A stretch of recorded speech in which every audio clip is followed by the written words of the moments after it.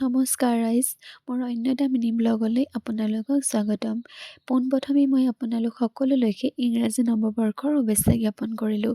জানুৱাৰী মাহৰ 5টা দিনেই পাৰ হৈ গ'ল মই আপোনালোকক শুভকামনা দিয়ালৈ। মানে এলেহুৱা মানুহ যে ক্লিপবোৰ লৈ থৈ দিওঁ এটা ভিডিঅ' বনাম বুলি, নাই চব গেলাৰীতে ৰৈ যায়। আজি ভাবিলোঁ যে সকলোবোৰ ভিডিঅ' গোট খুৱাই অকণমানিকে এটা ভিডিঅ' আপোনালোকৰ বাবে আগবঢ়াওঁ। আৰু আজিকালি বোলে নতুনকৈ শুনিছোঁ যে মিনি ব্লগবোৰ 3 মিনিটৰলৈকে দিব পাৰি। গতিকে ভাবিলোঁ মই লৈ থোৱা সৰু ক্লিপবোৰ গোট খুৱাই আপোনালোকলৈ এটা ভিডিঅ' আগবঢ়াই দিওঁ। আৰু এই যে ভিডিঅ'টো দেখিছে এইখিনি হৈছে যোৱা বছৰৰ 29 ডিচেম্বৰৰ কথা। মানে 29 ডিচেম্বৰ দিনা আছিলে 2024 চনৰ শেষৰটো দেওবাৰ। সেইবাবে একদম বহুত মানুহ আহিছিলে।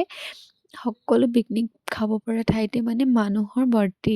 আৰু আমিও গৈছিলোঁ, এইফালে দেখিছে কিমান মানুহ আছে। সেইকাৰণে ভাবিলোঁ অকণমান ক্লিপ লৈ ৰাখোঁ যে আপোনালোকক দেখাম।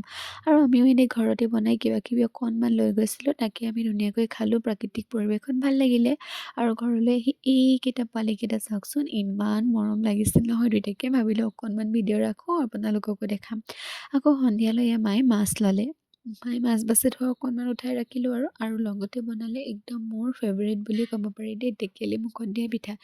ইমান যে ভাল পাওঁ নহয় খাই, বহুত দিন হ'ল খোৱা নাছিলোঁ। মাক ক'লোঁ যে খাম, আৰু মায়ে ধুনীয়াকৈ বনাই দিলে। আৰু খাম বুলি ক'লেতো মায়ে ৰৈ নাথাকে আৰু। এফালে মই মাংস ভাজিছিলোঁ আৰু একদম সন্ধিয়া জুইৰ ওচৰত বহি মাংস আৰু পিঠা খোৱাৰহে কথা।